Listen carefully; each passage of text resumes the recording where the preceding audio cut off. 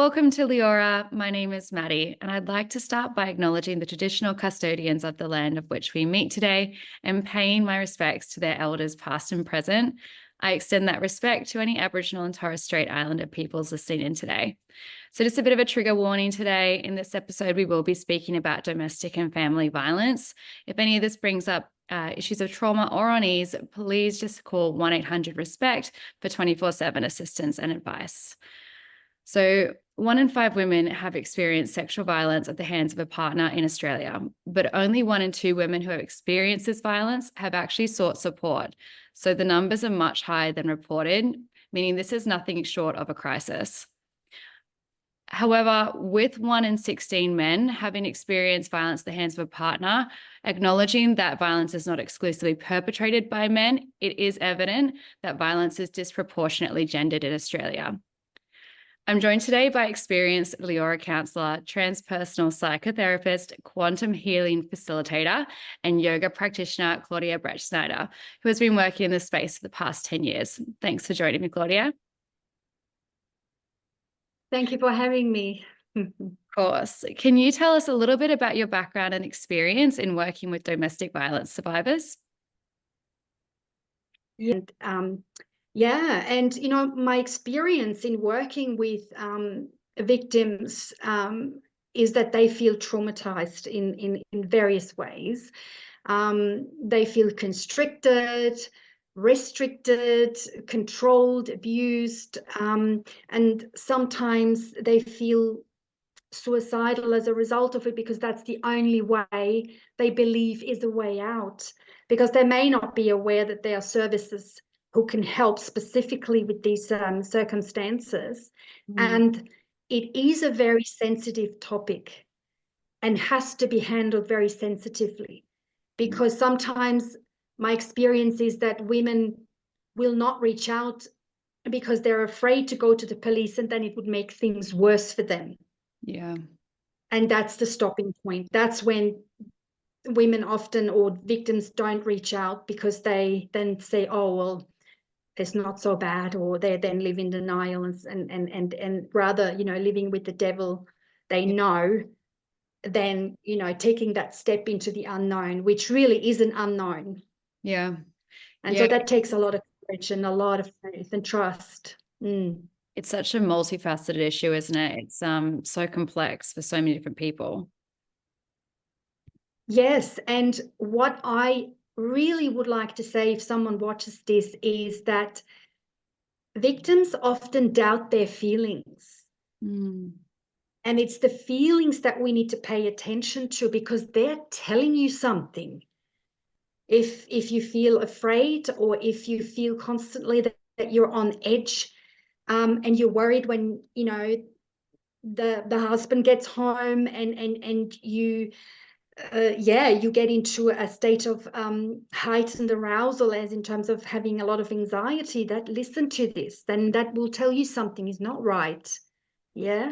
Yeah, it's so interesting, isn't it? Like, because obviously this form of violence, this form of abuse, it doesn't just come in that one form. Like, it doesn't come in the one form of physical violence. There's so many different variations of which becomes abusive before then. It must be quite difficult for a lot of people to recognize when that point is. Yeah, and I think we will talk about this a little bit more in depth, so that people know what domestic violence actually looks like, what it is. Yeah. I just want to say one more thing to this point, as in my experience, is that domestic family violence is a gradual process. So it starts, you know, when you meet someone new, it's always very lovely and rosy, and he might charm you into things, you know, giving you flowers and this, and he means well, maybe, you know, at the beginning, and nobody's showing the other side straight away. So domestic violence is a gradual process, and it may start with subtle put downs, and then gradually they get more and more, and then perhaps it can lead into sexual violence or physical violence. And in particular cultures, you know, then as a woman, sometimes you're often his property, not actually an individual, but actually his property. And that's when Sometimes it's a fine line between servitude and slavery, which is another form of abuse, and that's not all right in this country. I mean, it's not all right, full stop. But in this country, there's laws. Yeah. In saying that domestic family violence does not hold because you're educated or because you have money. Domestic family violence happens in every household, or like in all. It can happen in all households. Yeah. And if you say, for example, perhaps I'm more wealthy, it can also turn out a lot more nasty with lawyers. And then, so it's in all cultures, so it's everywhere. The problem is that domestic family violence is exhausting, and victims often run out of energy, have no energy, and that is then difficult to actually do something about it because,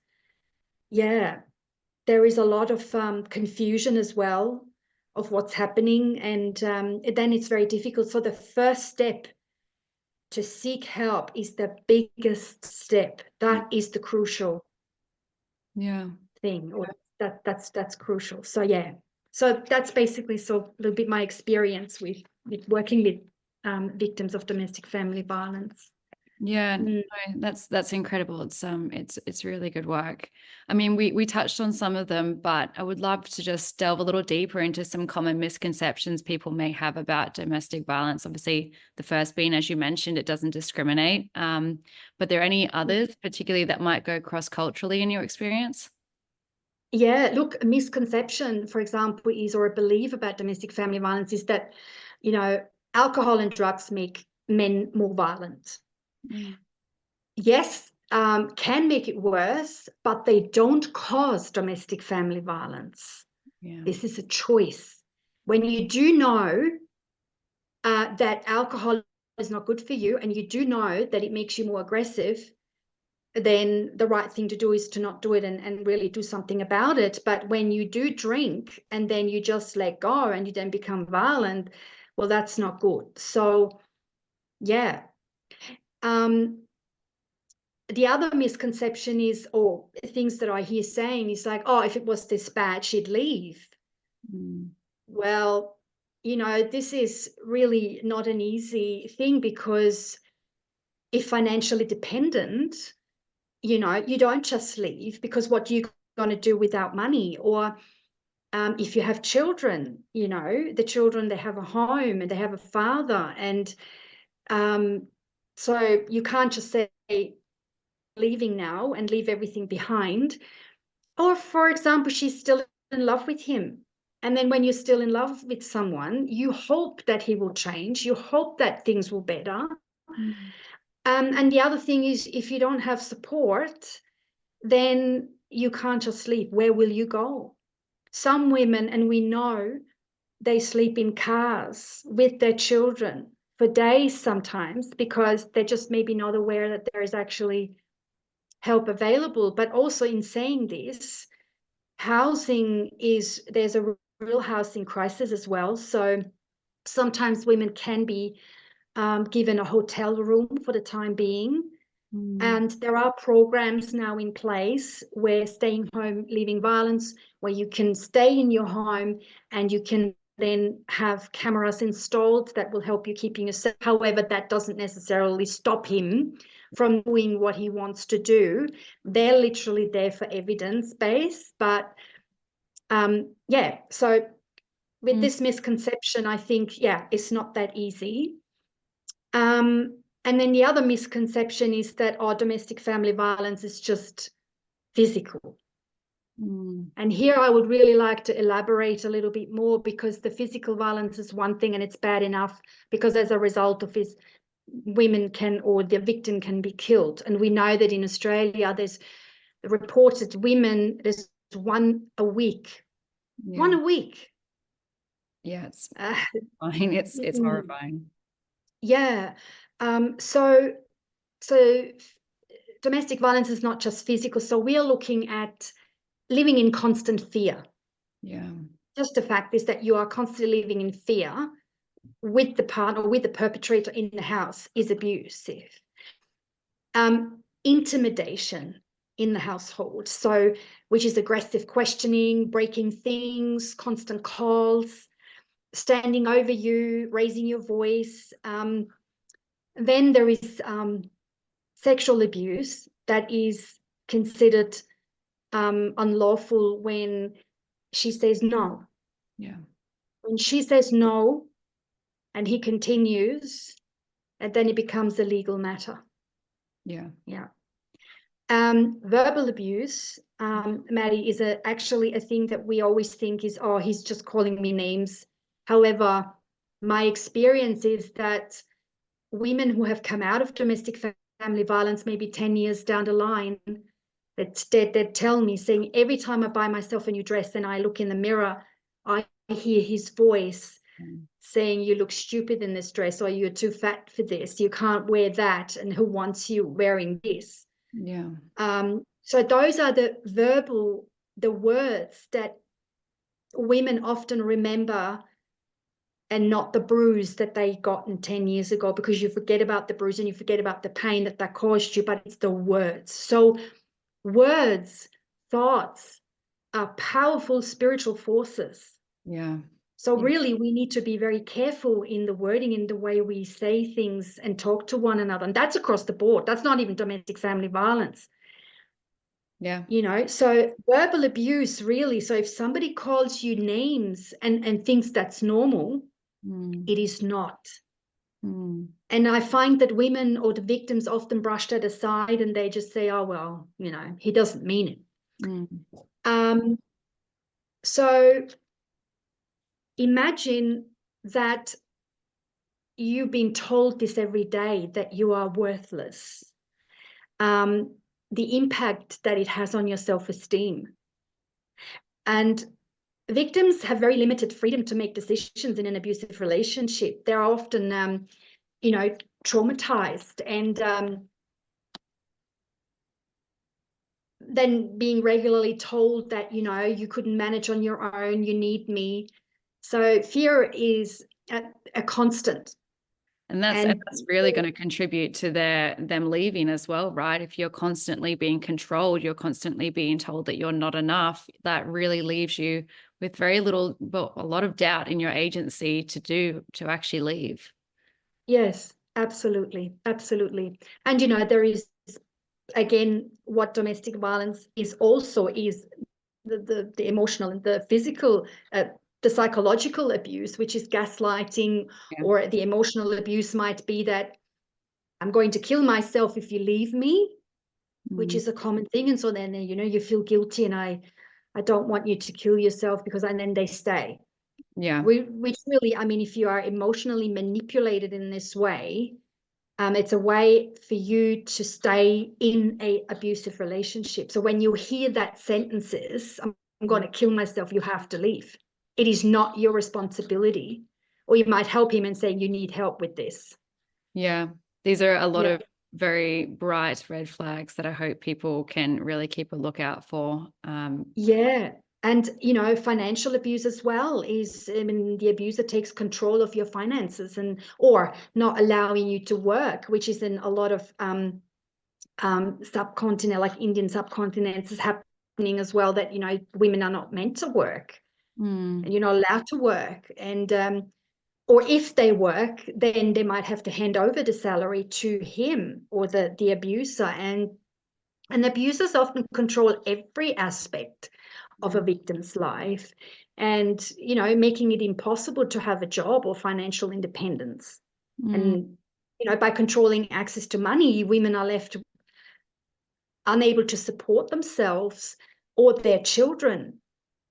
And they may also fear that the children are being taken away from them and sent back into the country, and they never see them again. So asking for help isn't easy, because all of these factors included. So, and one more thing is the social abuse, you know, making fun in front of everyone, controls where you go, who you go out with, or doesn't allow you to go out at all. In fact, I mean, I have worked with a woman who's been locked up for 12 years, finally found her way out, and we had to then, you know, take charge and handle this very sensitively and make sure that she's safe. Because it is really the leaving period that is the most dangerous. Yeah. It happens within that month when she left, that things can go very wrong. Yeah. Yeah. That is that's so very true. What would your advice be to someone who came to you and, you know, they were in this sort of situation, which is clearly coercive, clearly abusive, and she said, I don't want to leave. I love him. I just want the abuse to stop. What would your advice be to her? Well, I would firstly respect what she wants. We cannot make her do things that she doesn't want. That is really something that we cannot, no matter how horrible the situation is. We have to work with her feelings and the reasons why, you know, she wants to go back. Also, as a counselor, I would ask her, what are the things that you love about him? You know, I would really discuss with her, and I'm sure every person has good things about themselves. It's not just all bad. However, I would then also look at, so what are the things that don't work for you, or what are the things do you have an issue with? And if there is communication problems, maybe you can seek couples counseling because it involves both. But I find that abusers often don't even know that they're abusive. Or if they know that they're abusive, they don't want to be confronted with it. Yeah. So that is a reason why sometimes women, they leave and then they go back. And it's just never black and white, ever. I mean, even if in a normal relationship where there's not really domestic family violence present, it's hard enough to leave. And you kind of, when you leave, you have these month, 2 months, 3 months period where you're separated, and then you start looking at the good things, and you seem to, or you tend to forget the things that don't work anymore. And you're saying, oh, but you know, he also has a good side, and maybe if he, you know, just realizes that one little thing, I can put up with the rest of it, but you know, and I'll try again. And there's the emotional attachment, and that is why it is so difficult. And you know, sometimes victims are in denial completely. Yeah.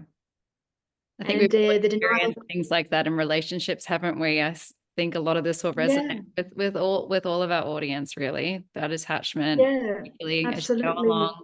Absolutely. And we say things like, oh, he doesn't mean it. Oh, sometimes he says sorry as well. And also he has a good side. I want to give him another chance, then I'll try again. And it is really that hope that he will change that sustains this. Yeah. And other things are religious vows. Yeah. I have, you know, seen things until death do us apart, and they feel guilty if they want to leave, and then because they feel like they're a sinner. So that's the religious aspect of it. And shamed by the own culture, like which is not a thing, that you divorce your husband. And if you do that, then the whole community is basically, you know, not approving of you of that act. So that's always been like this. When I used to give presentations to a particular cultural group, I was actually astounded that it was the women actually being quite oppositional and saying things like, well, it's always been like this. This is what a marriage is like. And why should my daughter have another life? This is what I had to put up with. And that's how it is. There's no change. I think carrying on with this lead, how do we have more constructive conversations with our communities, with our friends, co-workers about domestic violence that can perhaps instigate this sort of, you know, slow change in different areas? So look, it's an effort that we need to put in together. This isn't an isolated thing. So starting at schools, we need to really educate our young children, boys and girls everywhere, to have just a module or two, or maybe for a whole year, to discuss what's okay and what's not okay. We should never tolerate disrespectful behavior. And the other thing is too, with our system, is that we need we have a lot of women's health centers and a lot of services that help women, but we also equally now need to have men's health centers that deal with men. Because when we're looking at perpetrators, I don't actually like to use the word, or abusers, is that often these people have also a history of trauma. And we know statistically that children who are growing up in a household where domestic family violence is present, that they are most likely to perpetrate when they're adults. The conditioning is very strong, and so they need help also. And there is such a fine line between perpetrator and victim. I've worked with women that were victimized all their lives. And then one relationship, one thing went wrong. She may take a knife, defend herself, but cut him accidentally. Then he has to go to hospital. And the nurse, because she has a duty of care, then says, where did you get this cut from? And when he says, well, it's my girlfriend, she didn't mean it, then there's the mandatory reporting. But then she becomes a perpetrator, you see. But she has been a victim all her life, and the one time things can turn. Yeah. So it's a tricky thing. It's a very tricky thing here. And so, yeah, we need to look at both equally. That it depends on, how we talk to one another as well, always. Yeah. And it's definitely a very complex conversation for any of us to have. But I think the most important thing is for people to have it, to start talking more, men and women, about, their feelings, their relationships, and really having that sort of constructive approach to it.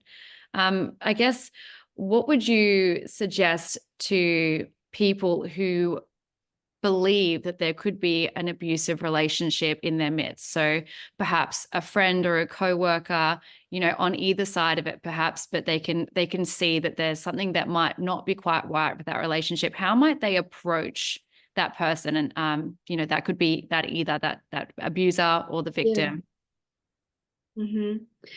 Well, I have to distinguish here first. I'll talk about the victim here, because definitely seek private conversation and maybe really highlight the things that make you question. Like you could say, for example, look, I've noticed that you are very sad, or that you look very depressed about something. Is there something that I can help you with? Do you want to talk to me about it? But seek conversation. And when, the victim starts to talk about, oh, I don't really want to say, but, I feel a bit embarrassed about it. You just keep probing and saying, like, there's nothing to be embarrassed about. We sometimes have a tougher situation in life, but you can only offer your support. If you are aware of what the signs might be, so you might be educated about domestic family violence, you might really look for bruises in the body. You might say, look, I've noticed you have a bruise, or you have something on your neck.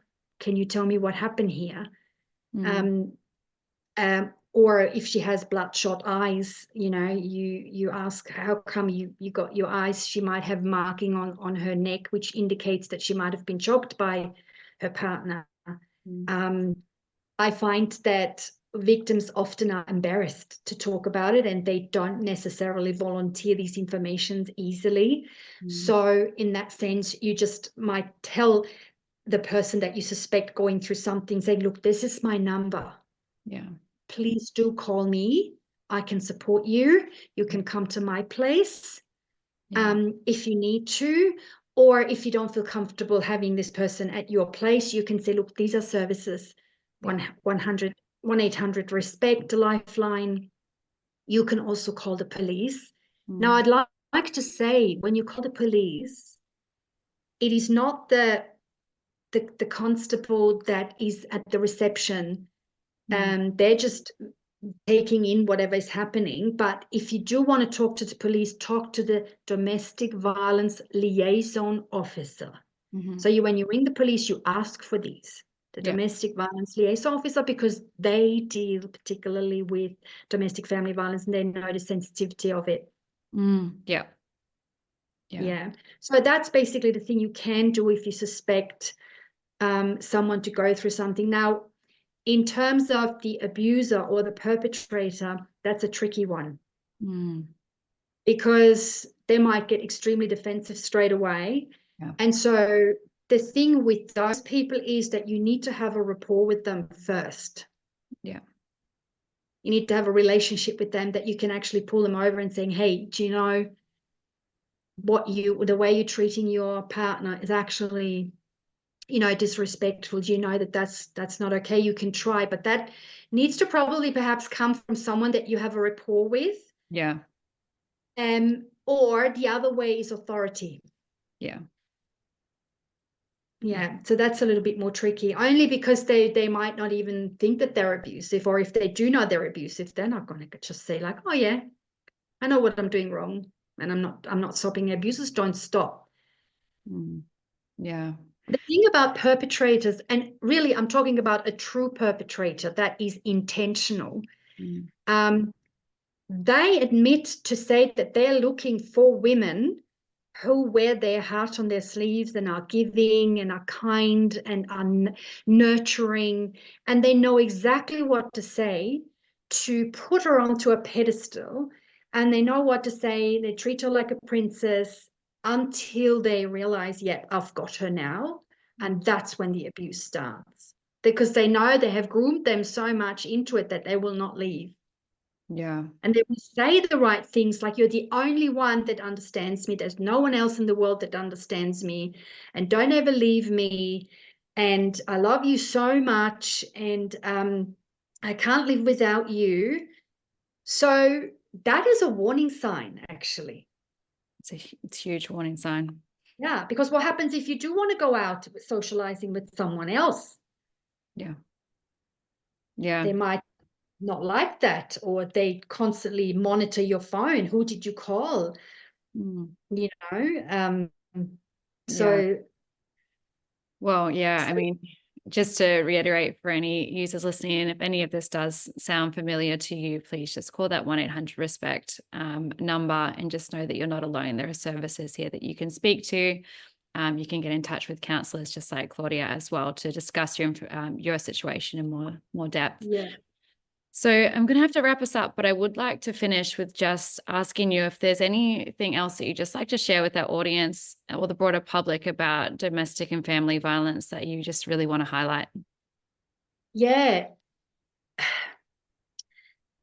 Well, seek conversation. Seek conversation.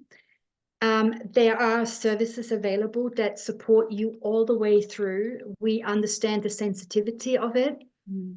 And really, what I would like to say to victims in particular, if you find yourself in a situation where you really are not happy and you are hurting, violence is never acceptable.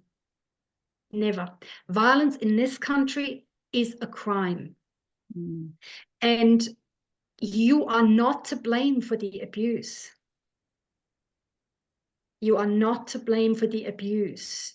Abusers make decisions about their behavior. Choice.